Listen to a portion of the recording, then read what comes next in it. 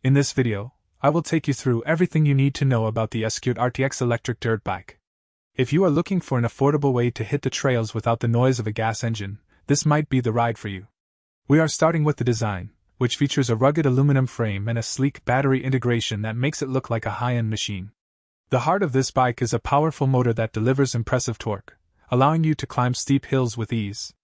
I spent several hours testing the suspension on rocky paths, and it handles bumps remarkably well for its price point.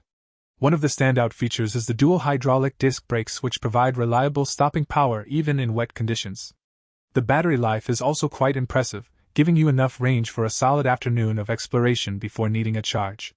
While it is perfect for beginners and intermediate riders, professional racers might find the top speed a bit modest. However, the overall build quality feels very sturdy. The display is bright and easy to read even in direct sunlight, providing all the essential data like speed and battery level. Whether you are commuting or hitting the loose dirt, the thick tires offer great traction.